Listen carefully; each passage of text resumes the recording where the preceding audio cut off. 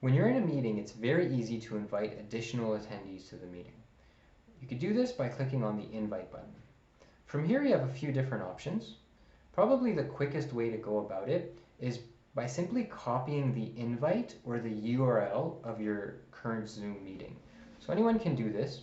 Provided the meeting isn't password protected, you can copy the invite information and send it off in a chat, maybe through Teams, or paste it into an email message and send it off, or even paste it into an actual meeting so it shows in other people's calendars.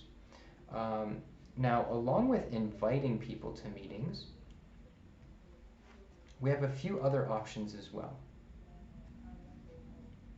You can schedule meetings directly through Outlook. It'll look something like this. And in order to schedule a meeting, what you need to do is access your Zoom app. So you can do this by either clicking on your Zoom icon in Windows Desktop. If you don't see it, you can go to your search bar in Windows, type in Zoom and see if it pops up that way. If you're still not able to see this Zoom icon, you can try to go to yorku.zoom.us and click on the Downloads button in order to access the Zoom app locally.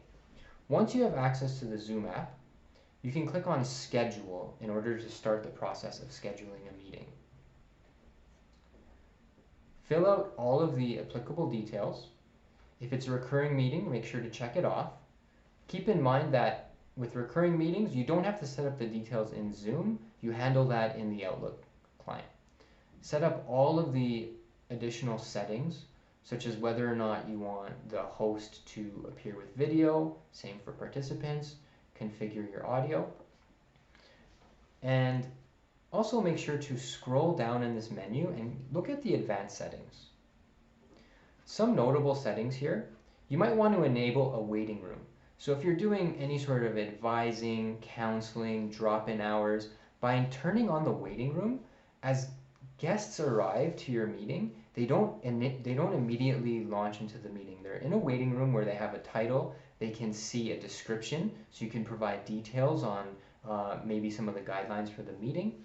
And from there, the host can decide whether to bring in people individually, so one by one, or to bring in everyone as a group.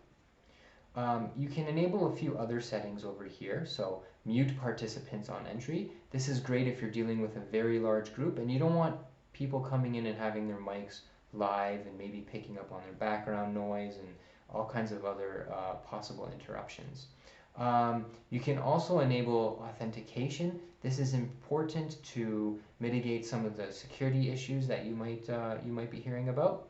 And the final setting that's very important for admins is if you're setting up a meeting on behalf of someone else, it's really important to put in the host's email address here. So for example, if I'm setting up a meeting for 3 of my colleagues and I'm not going to be in that meeting, I'll put either one or maybe even all of their email addresses in here, just so that they can take over with the hosting abilities.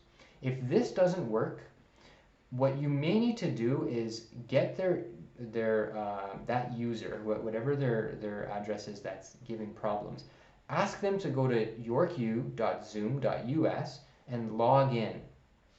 Once they log in, it should authenticate them as a York user, and shortly after that, it should work.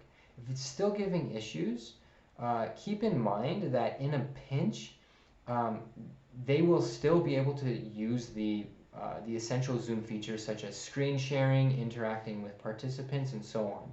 But when you have time, please submit a ticket to askit@yorku.ca, and they should be able to help solve whatever issue you're experiencing. Once you click on the schedule button, the meeting will appear in the Outlook client with all the details you provided, including the link to the meeting in the location area, plus all of the dial-in information.